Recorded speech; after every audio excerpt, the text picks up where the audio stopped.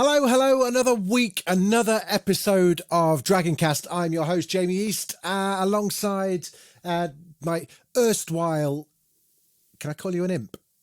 You can call me anything you like. It's not the word Is I'd it use problematic?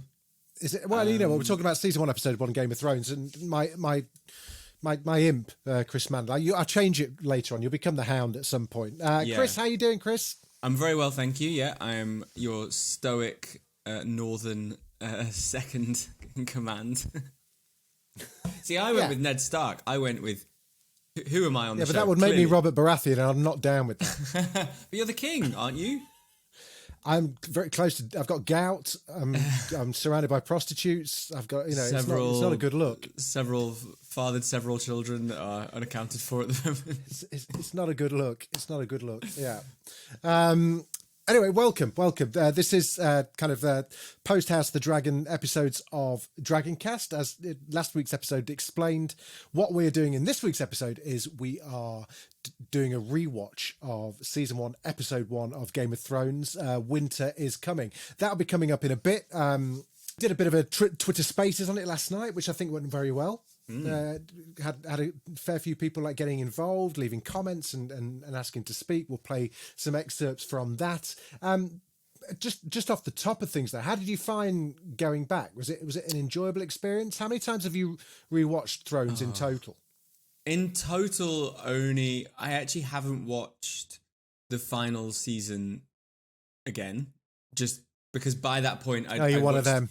Yeah. No, not necessarily, but seasons 1 to 5, I think I've probably watched 3 times. Season 6, probably seen a few times, maybe twice. Season 7, I think I've seen twice. But this season 1, I have watched many times, but I found watching the pilot again quite an odd experience.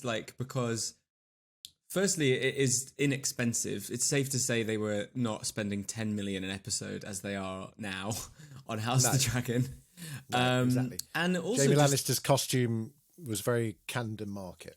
And a lot of it is what would the royal family wear in a pantomime? It's quite almost looks like it's been piped on with icing. Some of the details. It's quite Shrek. Yeah, it's quite Disneyland. But no, I really enjoyed it. I think it's a great episode. But what I noticed a lot was just a lot happens and yet nothing happens, and also, just that there's a lot of scene setting, which we've talked about before. We talked about it last night on Spaces. Obviously, when there's this much to set up, you have to have a lot of dialogue that is, that's the Queen's twin brother, and he does this, and this is the other person over here, and this is the house, but 100%. Yeah, generally I thought it was really exciting, and as soon as it ended I was like, I really want to watch episode 2 now. yeah, no, I agreed. I was kind of keen to get cracking. We'll do our kind of deep dive after the break. We've got a few things to chat about first. Have you noticed any House of the Dragon news on the horizon? It's been pretty quiet, hasn't it? It's been so quiet. I'm kind of a bit annoyed. There's an official Game of Thrones fan convention happening. Were you aware of this? I was. In America. I saw Paddy is going to it. Paddy's going. Not only is Paddy going, but they've kind of dug deep and got some great people. So Alfie Allen, Theon Greyjoy's going. They've got Joffrey going, Jack Gleeson, who I kind of Interesting. I've always wanted to speak to him because I really admired the way he carried himself through that, because at the time of kind of Joffrey's demise, he was one of the most hated, fictional characters. He was playing one of the most hated fictional characters on television, and there was a really weird spillover, wasn't there? Do you remember there was that period of time? It was around the same time that these kind of incels were all over Skylar from Breaking Bad because she was so nasty to Walter White. Do you remember do you remember that discourse? That was wild. That was wild. And but Jack Gleeson copped for a bit of that as well as Joffrey, and he was only a young lad then. He was probably, I think he was certainly under 20. He may and also, but he kind of quit acting, right? He didn't. Yeah, so that was anything. it. He kind of he just went. He could have. I mean, he he could have very easily taken top dollar, couldn't he? And like done some like villainous kind of like Die Hard 8. Yeah, yeah. He could have the sort of career that like Barry Keoghan's having now, where he's like in a Marvel film, he's doing indie stuff with Colin Farrell. He's kind of, you could see that for him, and he walked away from that. But instead, he had some kind of like drama troupe in rural Ireland, in mainland Ireland. Did something with puppets, I think, which is absolutely batshit. Like I'm like, go for it. I love that for you. But yeah, it's interesting if you're leaving that world behind, that it's still doing the convention circuits. But then I think they do pay. Well, I mean, everyone needs a few quid, and and I would imagine it's a pretty good. Yeah, it's a pretty good payer. And also, but, so not just that, but Kit Harington's doing it as well. Tormund's going to be there. Christian as Hodor. Podrick's going. Gemma Whelan's going. Isaac's going, who played Bran. So it's pretty good cast. You're missing, a lot of people. Apart from like Lena and Peter and Amelia, you've got pretty much all the biggies there. Yeah, all of the big, and just a real show of like, look at how many people want to, come in and talk about it. I mean, for someone like Gemma Whelan, who I would say didn't have like, her character was not like a huge part of the show. I mean, by the end, I think she was like, she's Theon's sister, right? Yeah. Yara was. But towards the end, she's like, I'm gonna just go and sail back over there while you guys do fight the White Walkers. I'm just going to get on my boat. They just didn't know what to do. I'm going to stand up for Yara Greyjoy here. She was badass. She was like, was she? I think Pedro Pascal. Oberyn was certainly bisexual, but was Yara was certainly like out and out queer, right? Yeah, I think so. I think we did see her necking off. She was 100% sapphic. Yeah, but by the end, she was all about the ladies. She was great. I'm just saying, like by the end, like it was a character that like didn't... Sounds like you're kind of dissing on the lesbians, Chris. I have to say, I have very little in common with them, I'm afraid. But no, it's great to see them going on and doing all that sort of stuff. But she is a character that I thought, they just didn't know what to do with her in the end. Because her thing is, I was going to say driving a ship. This is how little I know about driving. I think you sail ships, just piloting the ships. But no, that does sound great. Do they have House of the Dragon people, or is it just? Yeah, so Paddy's going, Steve Toussaint's going, who plays Corlys Velaryon, and Matthew Needham's going, who plays Larys Strong. Don't trust him. Keep your shoes on, kids. Keep your shoes on. Yeah. Ryan Condal's going to pop in as well, but I'm going to just put it out there that, do you consider Game of Thrones to be an American show or an English? That's a show? Really good question.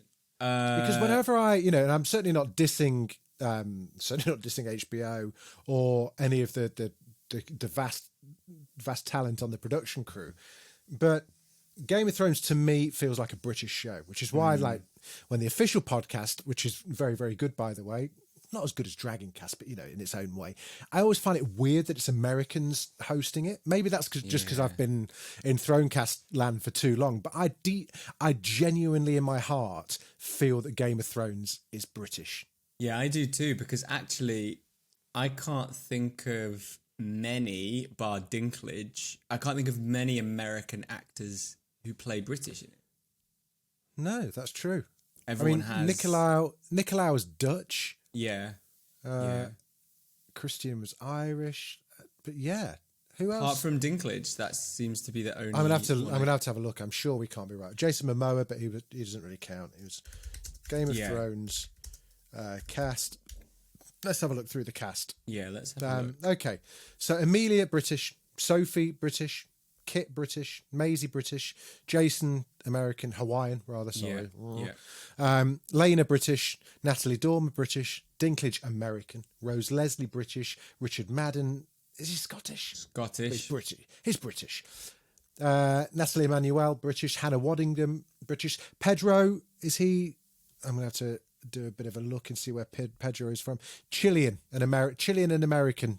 We'll give him to Chile. Gwendolyn British, Sean Bean certainly British, Jack Gleeson Irish, Tom Hopper, Esme Bianco, Nicolau was Dutch, Carice was Dutch as well, Oh, Aidan Gillen, Irish. My God, Stephen, what Ian was Glenn. Stannis called? Stephen Delane? Yeah, Alfie Allen, That's John why Bradley. it feels inherently like a British show, because it's sort of set in a country that's shaped a bit like ours. And... Darian Harris was American. Was he really? I'm pretty sure I interviewed him. He was in The Haunting of Hill House, wasn't he? Yeah, No, he's he Dutch. No, he's Dutch. No way. Up yours, America. Charles Dance, Ewan Rion. Pilau was, what's he from Borgen, wasn't he? Swedish, I'm going to say. Yeah, Swedish. Or Danish. Or Danish. Jerome Flynn, Mark Addy, Michelle Fairley. I mean, It's the best hands off cast. America. Hands off America. I'm going to say And then- The Hound, Bella Ramsey, Liam Cunningham. Yeah. And then going to Dragon, Emma Darcy, British, Millie Alcock, Australian, which I think is a bit of a flex. Yeah. Emily Carey, Matt British, Smith. Olivia Cook, Proud Mancunian. Paddy. Fabian Frankel, Ewan Mitchell, Eve Yeah. Best, Bree Siffins. Yeah, hang on a second. It was filmed in Belfast. It's being filmed in London now. Hands off, America. I'm just going to Hands say it. off. We are loaning Game of Thrones to you. Yeah. You know, Cultural George import. might be American, but he's based it on it's based on British history because Americans haven't got any history. Can you imagine a medieval show that was like based on American history? That would be Well, first of all, Westworld. It's Westworld. And look what happened to that. yeah, it's just been cancelled, hasn't it? I know. Or like wrapped up or whatever. I don't know what they Well, call it. I think cancelled. I'm quite cross about that because that I don't want to shit on anyone's hard work and whatnot, but but I'm going to. I think a little bit. What a waste of a fantastic show. Season 1 of Westworld was fantastic. Season 2 was pretty good, but season 3, my God. What was so bad about it? Because I stopped watching it after season 1. It just disappeared up its own fucking arse. It really did. And I'm really sorry to say that because I was doing a podcast with Lauren Laverne for Sky about Westworld, and it was impossible to keep up with. There was something like 13 timelines running concurrently at one point. Yeah. Whereby like the only way of distinguishing between the two was the colour of Bernard's tie. Right. You know? Right. And it's even as professionally speaking, it was difficult to kind of keep up with. And I just think it got too clever for its own damn good. Yeah. And I'm sure that there was a really good like 8-season arc that we were all supposed to kind of like fall to our knees for in 10 years time, but it just lost us completely. Sometimes when you have shows that are sort of known colloquially as like mystery box shows where there's the show is one step ahead of the audience, I think particularly with Lost that was a good example of a show where the audience actually had a few better ideas than the show did. And what you find 100%. with Westworld is they're so committed to confusing you that they forget to actually tell a cohesive story. All they had to do, and I know it's may not have been as creatively nourishing to Jonah Nolan and Lisa Joy, was there on a platter. They'd done Westworld, which was the cowboy one. They'd hinted at like Raj World. There was a few scenes in like the Second World War or Vietnam. All we wanted as fans was 5 seasons, each in a different world. You know, keep the characters and like we really enjoyed the fact that Maeve's storyline was running all the way through it, and this, that, and the other. Made a huge mistake getting rid of Anthony Hopkins. But all they had to do was do 5 seasons, like Vietnam War world, Second World War, Jurassic, whatever it would have ended up being. And then done like a wrap up where like where the religious metaphors all came out to play, and then they had their fun and whatnot, and had a few episodes like that. But I was really disappointed with it, and just was not surprised that HBO decided to boot it up the arse. At some point, it's just not worth trying to stoke the fire if people aren't staying with it either. And I think from what I read, the 3rd season was so disastrous that it just people just weren't going to come back, and they weren't going to. It's a shame because they did kind of claw it back a little bit with season 4. It was actually pretty good. It's interesting though, because it just goes to show like you need a plan, you need a cohesive plan, you need when you're pitching shows now, as House of the Dragon clearly has, you need to have like this, then this, then this, then this, and then we end it. Yeah. I mean, this was Aaron Paul's big, like, post Breaking Bad role, and it stunk. He's not good in Shame. it. That was a big... when they no, brought he was him back, good. You know, I mean, it was pretty watchable, but, you know, it's like, was it Harrison Ford who used to shout at George Lucas, was like, you can sure as hell write these lines, but you're not the one that has to say them. You know, it's that kind of thing where it's just, you can emote and act as good as you can, but it's, you know, if what you're saying is just a load of fucking shit, it's like quite difficult to justify. Anyway, enough ragging on Westworld. It's gone, and it's a shame. But I think you can probably go back and watch seasons 1 and 2, and just leave it at that. Little sidebar, you know, when we chose our 3 programs to rewatch, we missed a sitting duck. We missed what would be one of the most interesting rewatches ever, which is the OA. Oh, that would have been really good. I've actually never seen the OA. I saw the first episode. Oh. I saw the first episode. Oh, man. You know what? I kind of feel like we need to do the OA. We might have to... It's shorter as well, isn't it? 2 seasons.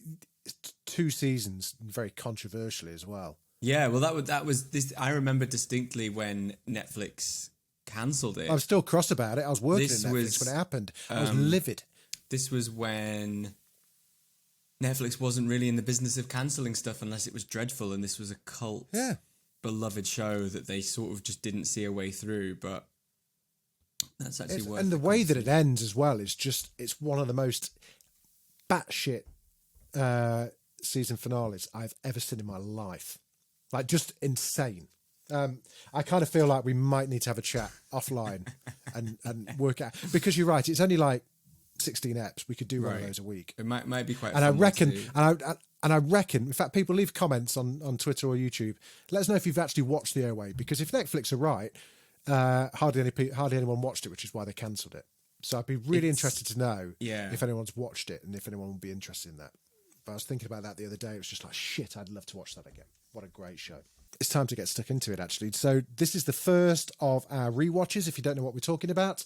After The House of the Dragon finished, we agreed that we were going to kind of rewatch Game of Thrones, but not every single episode, because it would have taken a year and a half or something crazy.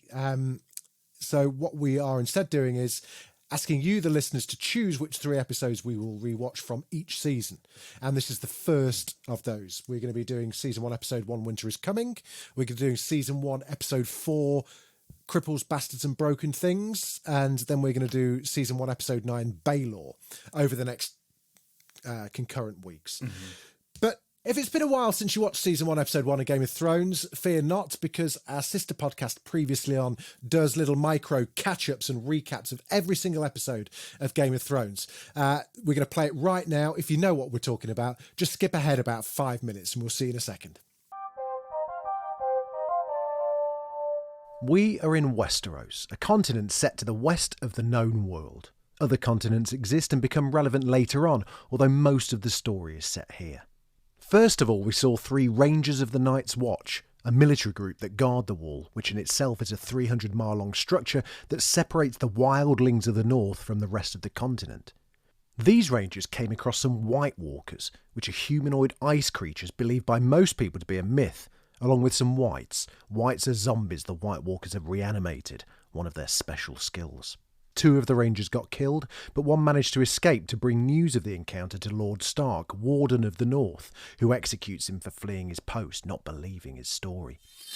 Right then, the Starks. These are an important family to the story. Lord Eddard, or Ned, is in charge, along with his wife Catelyn and their 5 kids, Robb, Sansa, Arya, Bran and Rickon. They live, and Ned is lord of, Winterfell. Also there is Jon Snow, Ned's illegitimate son. All bastard children have a set surname. In the north, it's Snow. And Theon Greyjoy, who is a willing hostage of Ned's after his family, the Greyjoys, lost a battle. Each of Ned's children, including Jon, are given a direwolf, which is basically a massive wolf. Ned learns of the death of the King's Hand, who's the King's right-hand man, who also happens to be Ned's beloved foster father, and is visited by the King and his family. including, and here's an important people alert, King Robert Baratheon himself, Queen Cersei, her brothers Jaime and Tyrion Lannister, and their son Joffrey. The king confides in Ned that he feels unsafe and asks Ned to become his new hand and offers to wed his son Joffrey to Ned's daughter Sansa as a sweetener. That evening, Catelyn Stark received a message from her sister, the Hand's widow, suggesting the Lannisters may have had something to do with the Hand's death and that the king is in danger. Jon Snow, angry at being excluded from the banquet because of his status, asks his uncle Benjen, a member of the Night's Watch, to take him back to the Wall with him. We then jumped over to a new land across the sea called Pentos, where Prince Viserys Targaryen, who wants to take King Robert's throne, has struck a deal with the fearsome Dothraki nomads and married his sister Daenerys to their warlord Khal Drogo in exchange for an army. As a wedding gift, she received some books from Jorah Mormont, who's an exiled knight who now serves the Targaryens, along with some old dragon eggs which have seemingly turned to stone. Back in Winterfell, the episode ended when Bran Stark found Queen Cersei having sex with her twin brother Jaime. To stop this incestuous news getting out, Jaime pushed Bran out of the window. So there we go. Season 1, Episode 1, Winter is Coming. Chris Mandle, thoughts? I loved it. It's great to watch it again. It feels long though, doesn't it? It's a long episode. Like an hour and 10 minutes, which is which is quite long it's just, for Thrones. Yeah, there's just a lot of stuff, and I remember when they cut to the first Daenerys scene. I was so busy with all the stuff going on in the north. I was like, oh my god, I forgot all about this like wedding. It's really violent, and there was part of me that was like, oh god, like not this, because I think the Daenerys storyline generally, like early on, a lot of nudity, a lot of rape.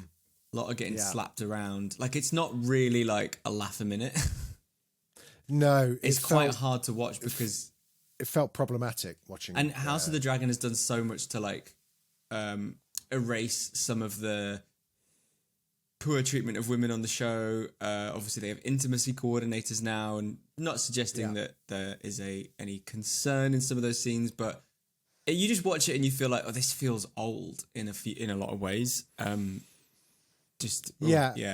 did not feel sorry for Emilia Clarke, that's for sure. I felt quite emotional watching it. I felt like it felt really nice. I was like really glad. Like within a couple of minutes, I was like, oh my god, because I never rewatched it. Right. So this was probably. I think if I've seen it on, like we discussed last week, it's always on Sky. Always. So if I've always got if it's on and I've got a spare half hour, I'll just kind of pick up wherever it is and just kind of like dip in and have a bit of a trip down memory lane. But I'd never like purposely sat down and gone, right, here we go. And I found it really, really sweet. I was like, oh my god. But it felt like just a completely different universe to where it ends up.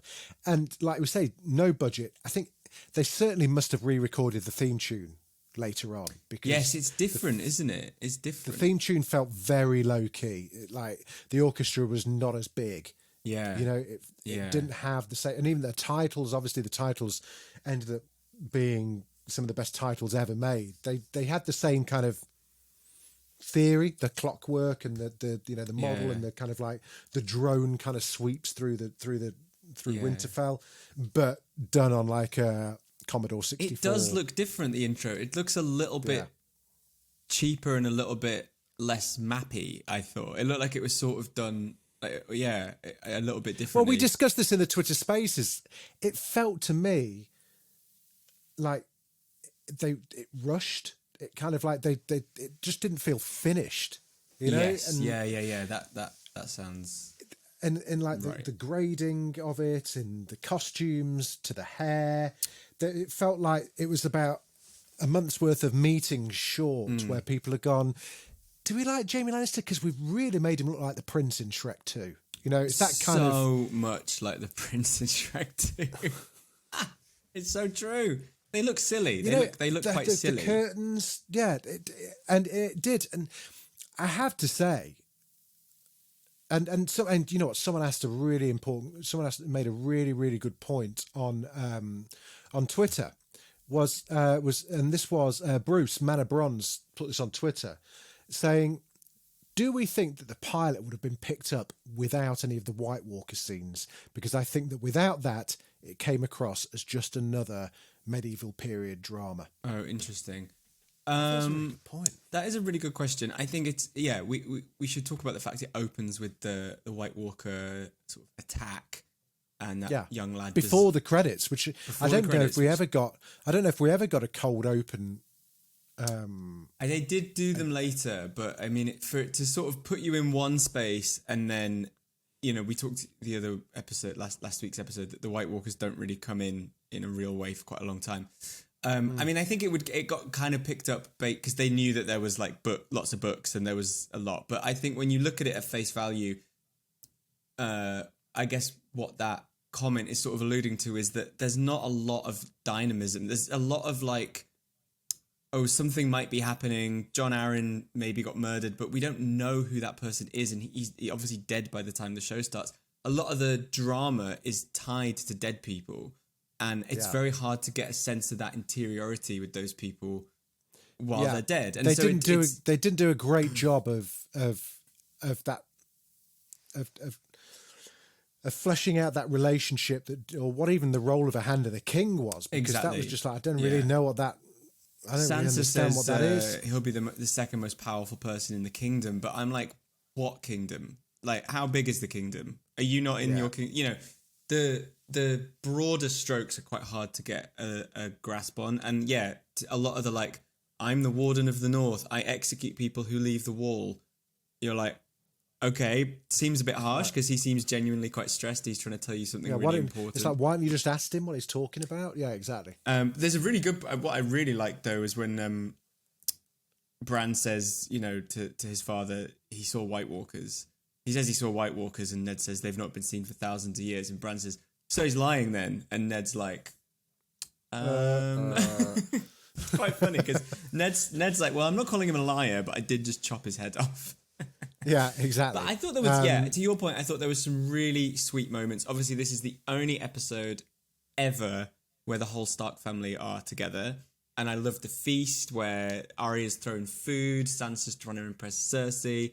Jon is like out on the porch because he's not allowed in with the rest of them. It's like I'm kicking out the dog, isn't it? Like, yeah. And I thought there was some really tender moments. I just thought it all. We talked about this on Spaces, but like Maisie Williams does so much with Arya with so little.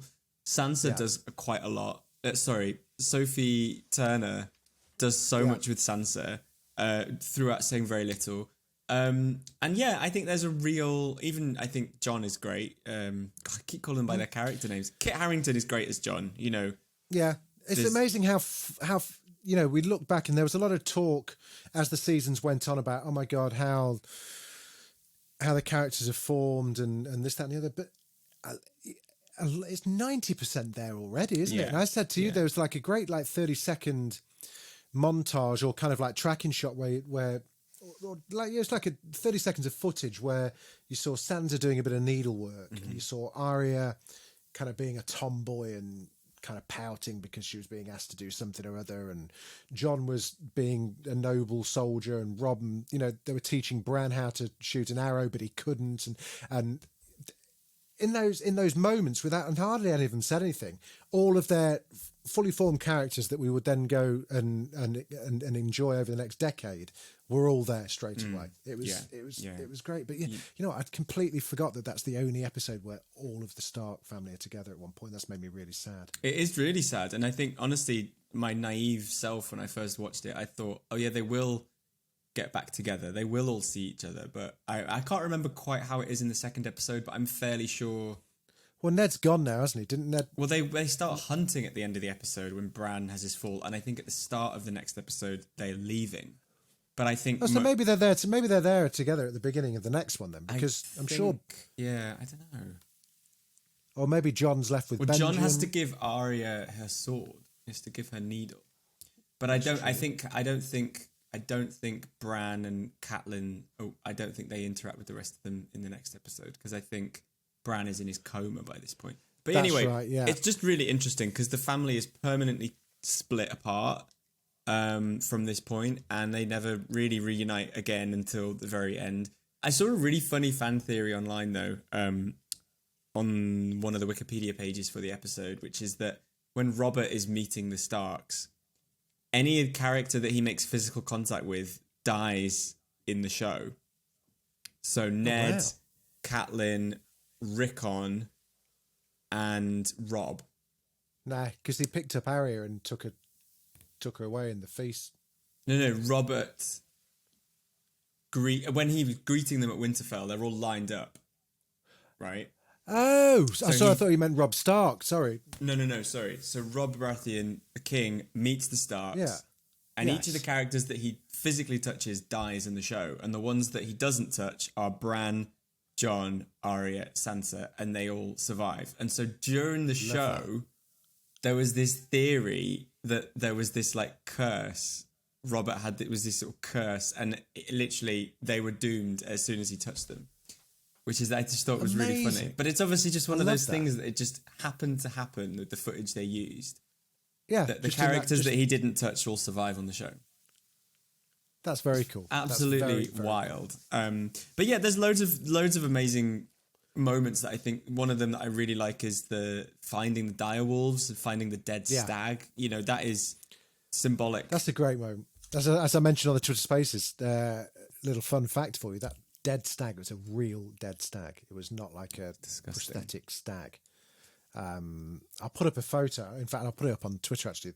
I took of how bad the actual fake animals looked in real life. Oh, yeah, I've got a great one. Yeah. I've got a great one of a horse, and it looks like just a comedy. It looks worse than a pantomime horse. But that stag with the maggots was genuinely was a genuine dead stag. That the I went and spoke to the guy that provided all of the animals for Game of Thrones in Belfast for a Sunday Times piece, and that stag died, I think, like maybe the day before, or it had been it was part of the culling, so it had been culled the day before. Right. But apparently it's a really hot day that they were shooting, and it just reeked, absolutely reeked.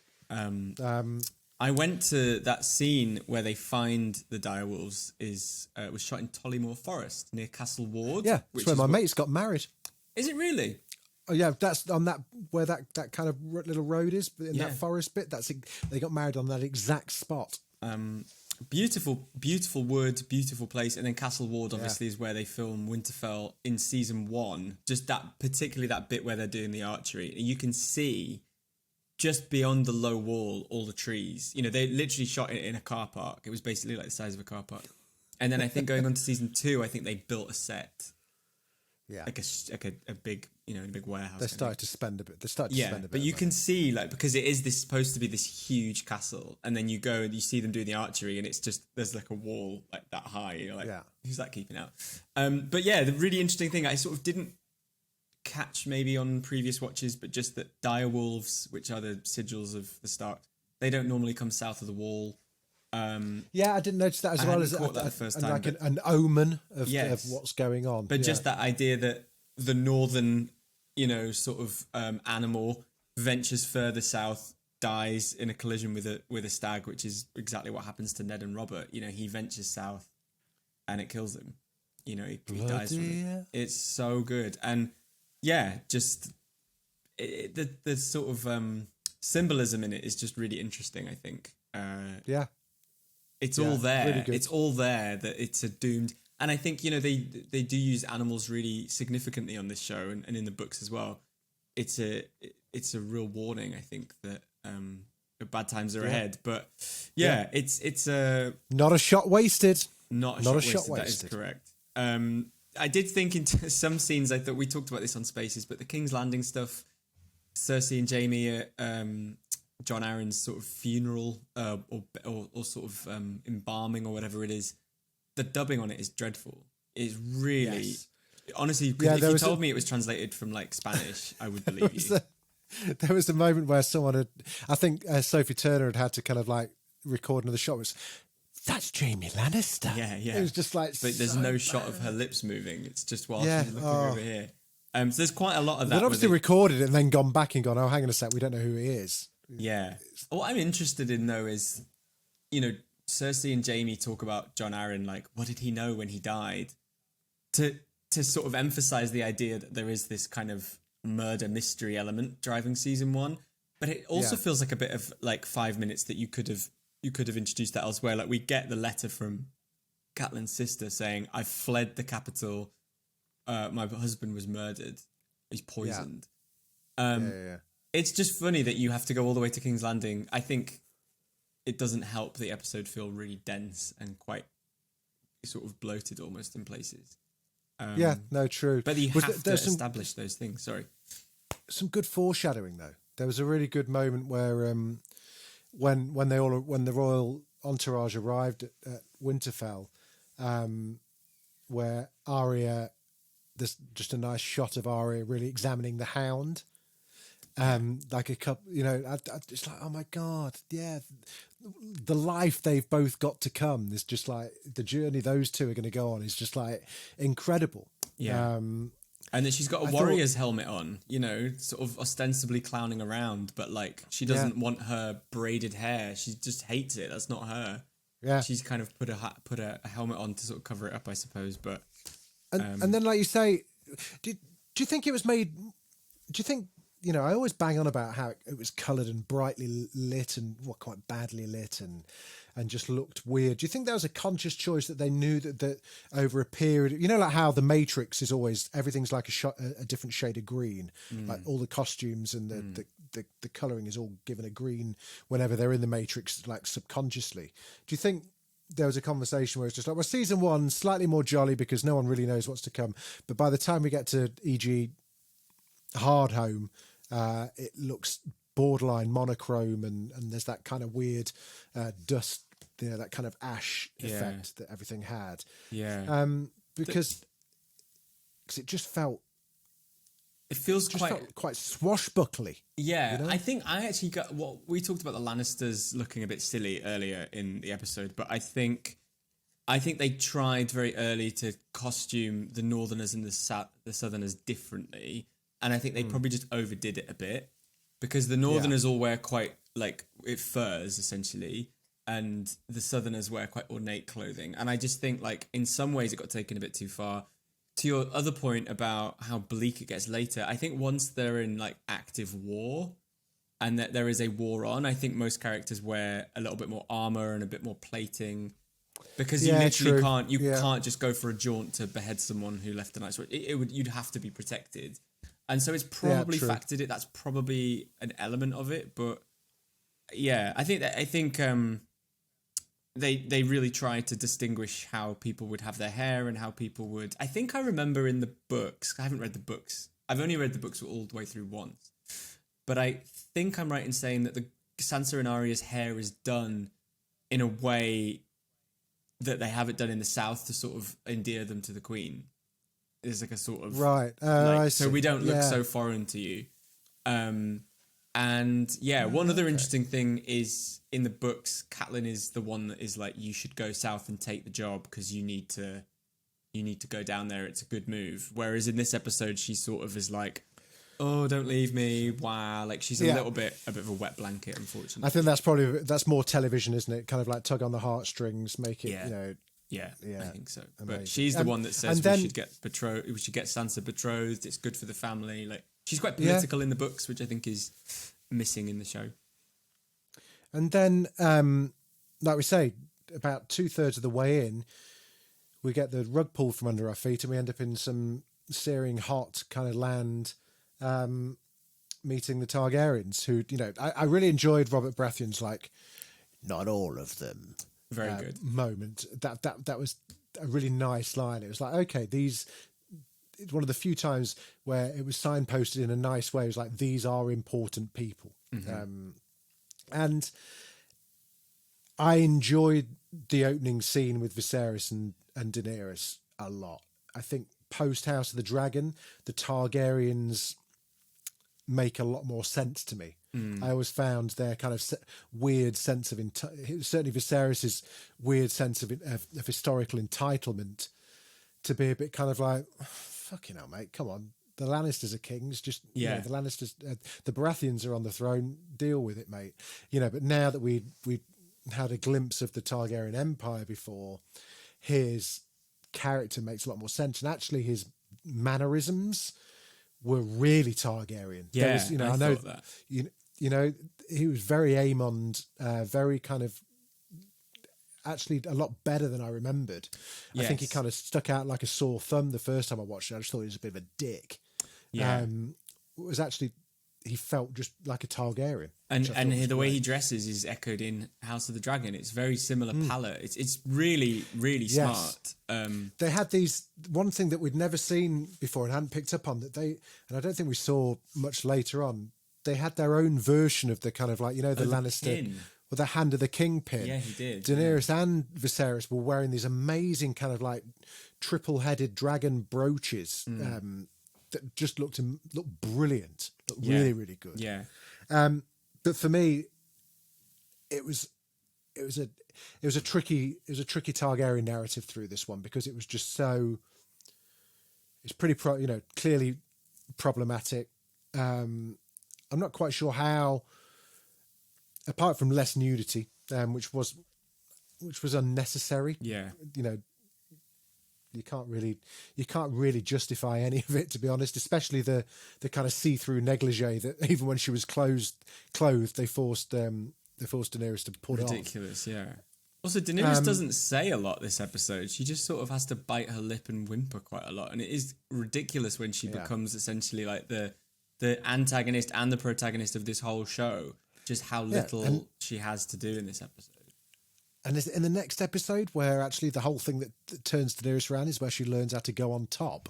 Is that like, that's literally her story arc? Because when she gets taught by a prostitute to like, hold on a second, let me enjoy this as well. And it's just like, I just think like it's just wild that they're like, let's just show her, let's see her put her new tips to good use. It's just a bit like, oh, it's so weird. It's not great. It's so weird.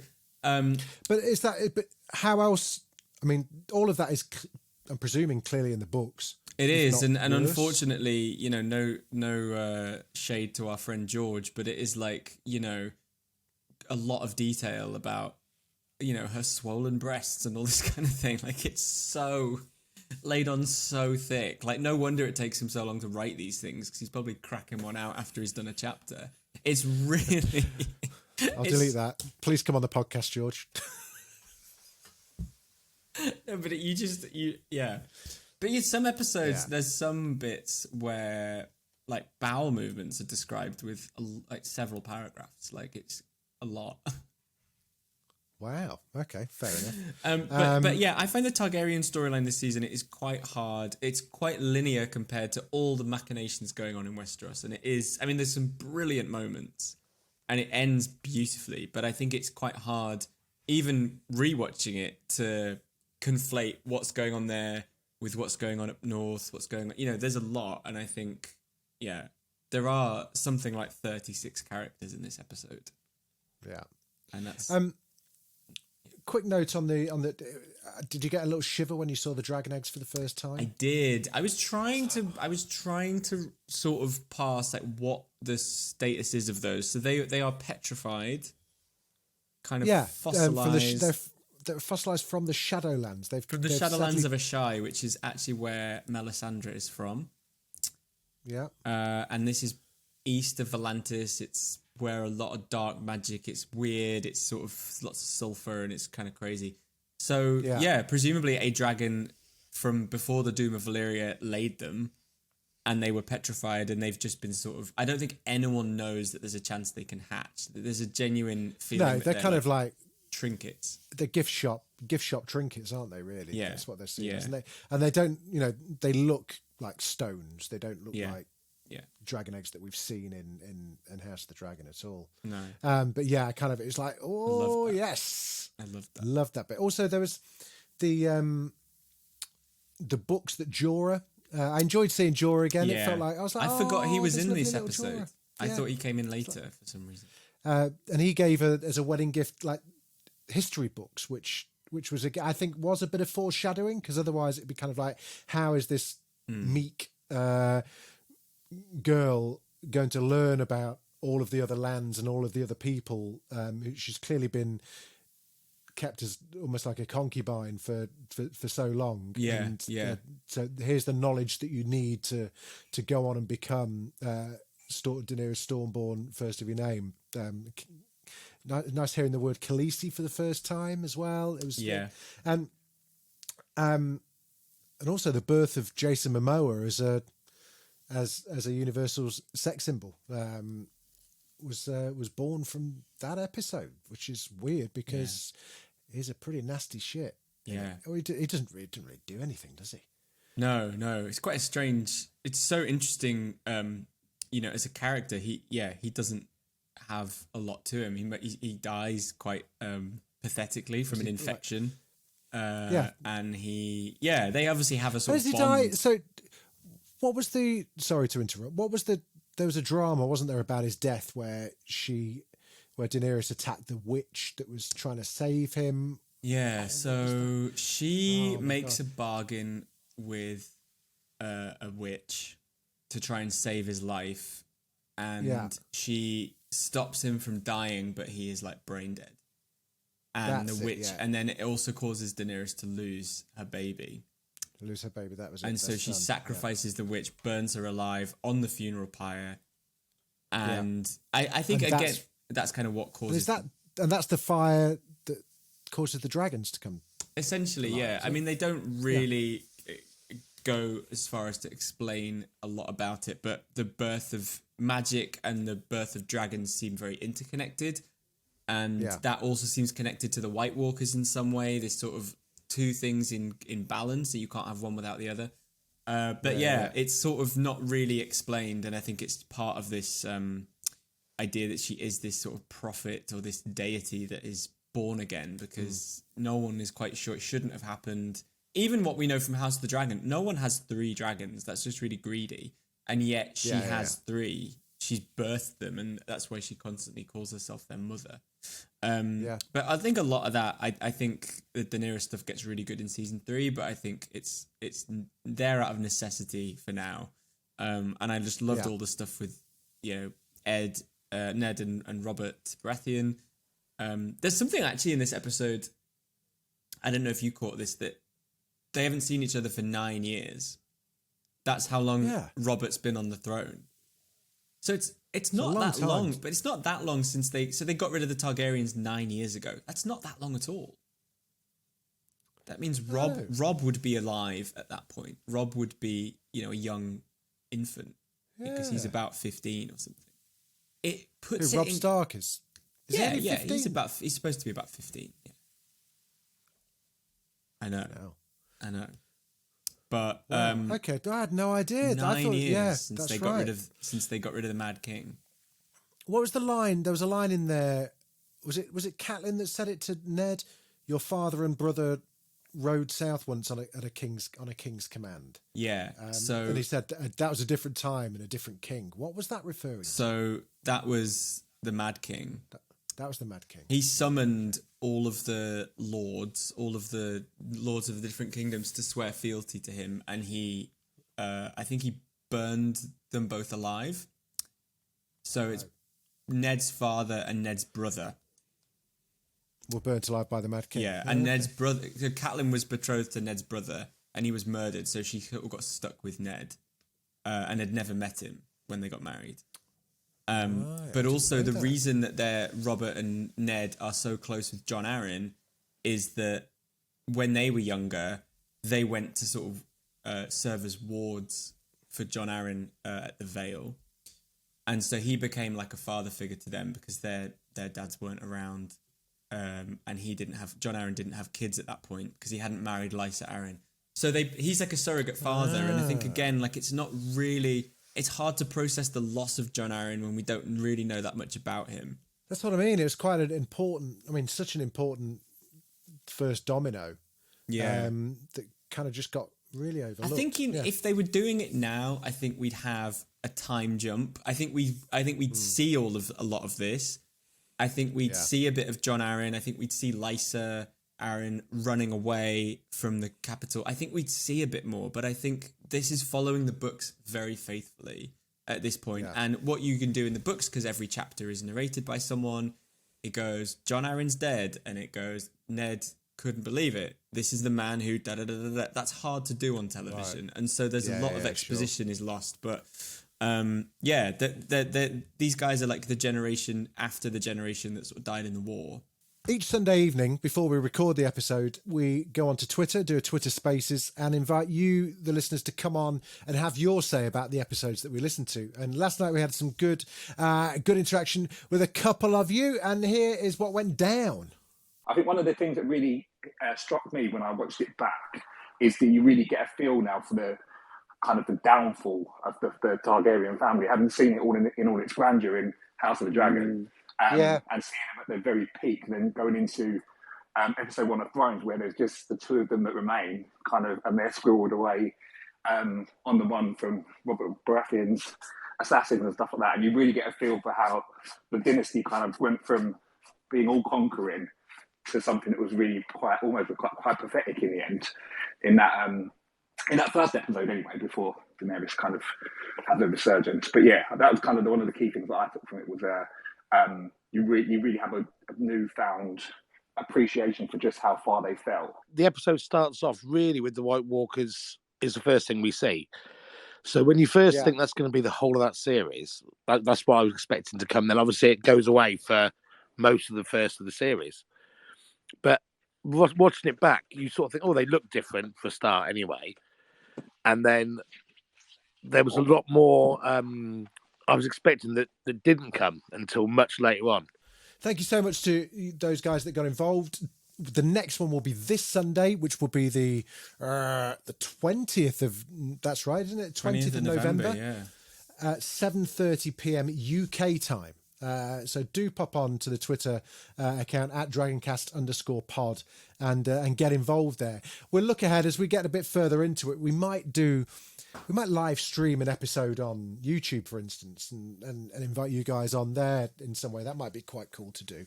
But until then, it's going to be on Twitter Spaces on Sunday evenings at 7:30 p.m. The next one we're going to be talking about is episode 4 of season 1, which is Cripples, Bastards and Broken Things, which I can't really remember much about. We were quite surprised that it got picked. Yeah, I was quite surprised because it's still quite early in the season. It's the first episode where we have Samwell Tarly. Tyrion, I think Tyrion gets arrested by Catelyn at the end of the episode. So we're not even getting all the drama in the Eyrie.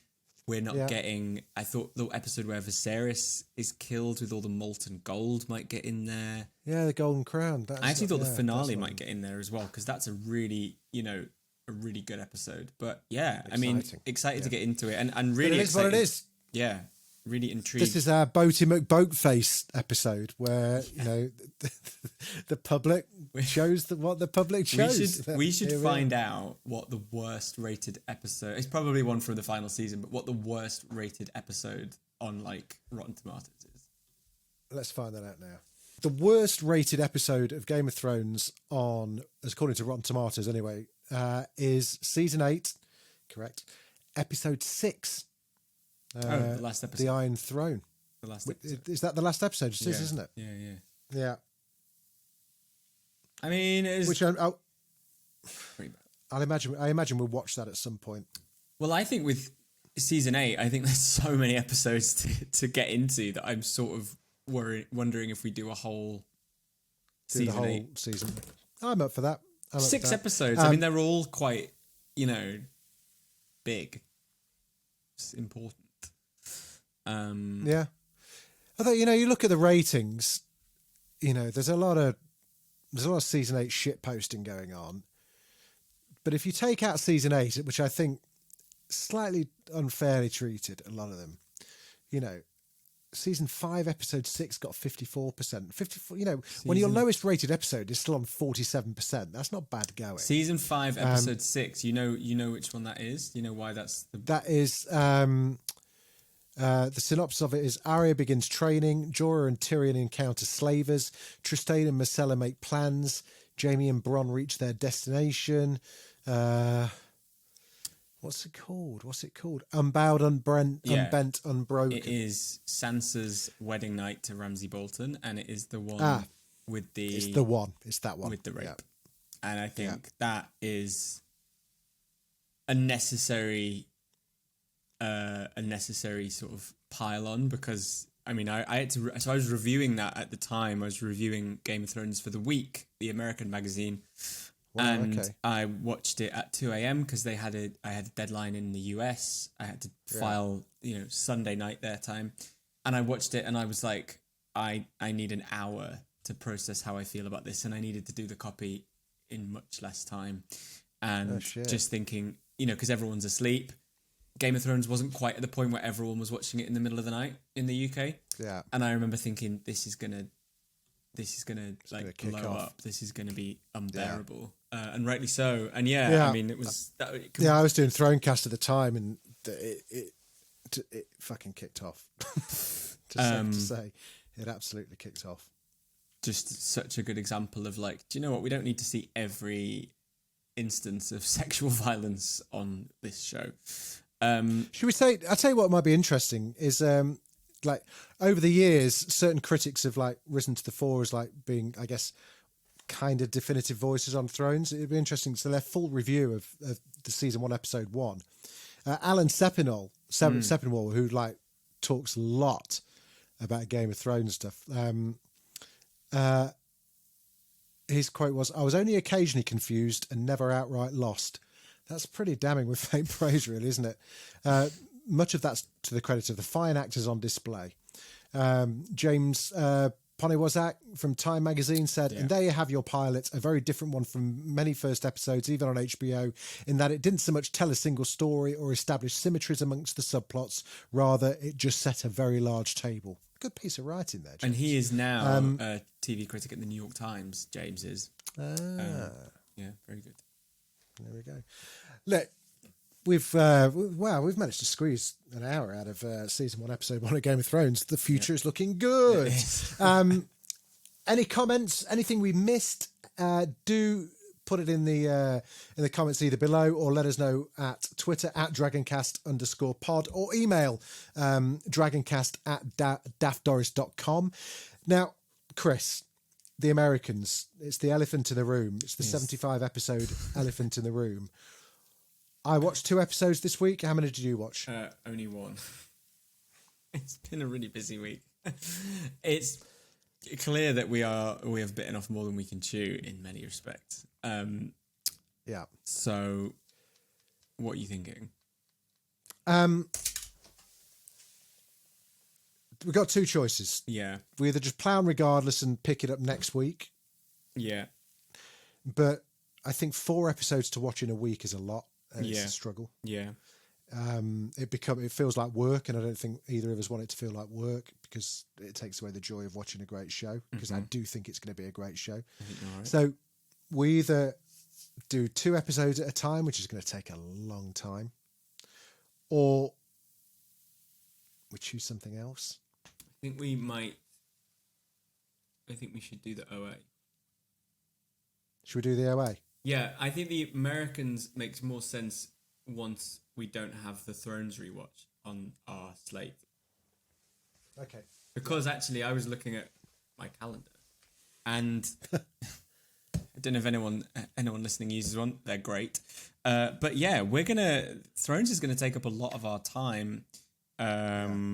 We'll be doing just under a season a month, just based on the fact we're doing 3 episodes. So I think it'll take us right up to around April. But then maybe extended, because I think season 7 and 8, which are shorter, I think we should maybe definitely do 3 for season 7. I think season 8, we could do it all, couldn't we? I think we could, because I think it's one very complicated storyline cut into, there's not a lot of dead weight in season 8, just because it's all there's not enough dead weight.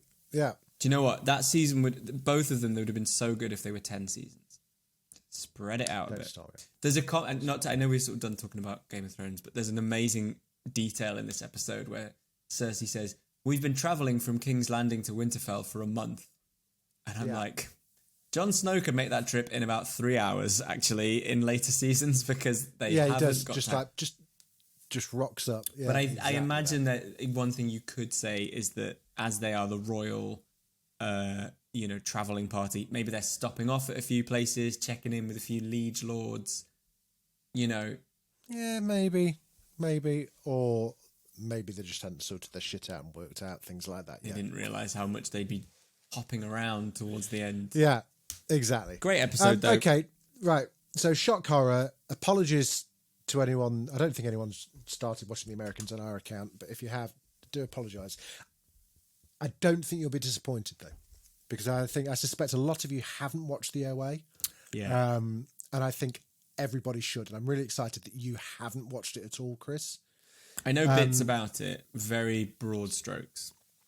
Okay, so shall I just read the synopsis for it very quickly? Yes, that's a good idea.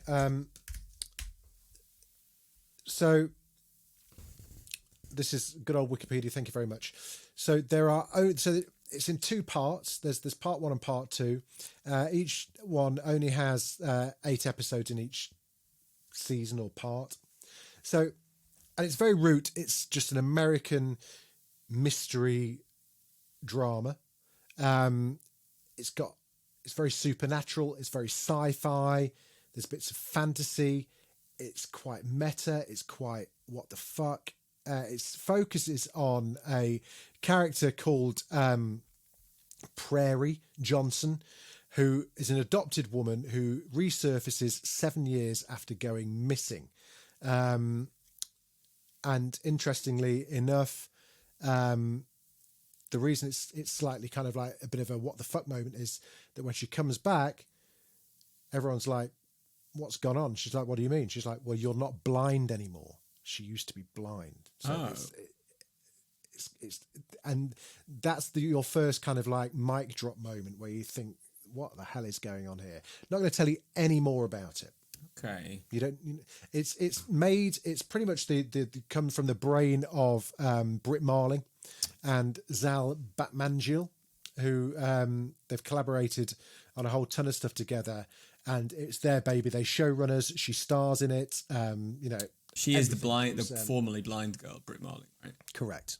Jason Isaacs is in it. Is that right? Jason Isaacs in it. Very important part. Sharon Van Etten's in it as well. What? Yeah. That's wild. It is wild. Yeah. That's weird. Really wild.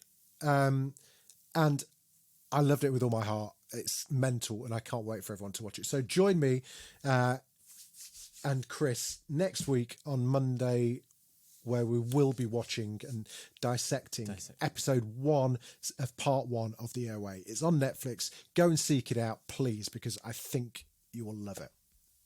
Yeah. Deal? Deal. Chris Mandle, until next week. It's been a pleasure. Dracarys, my friend. Dracarys.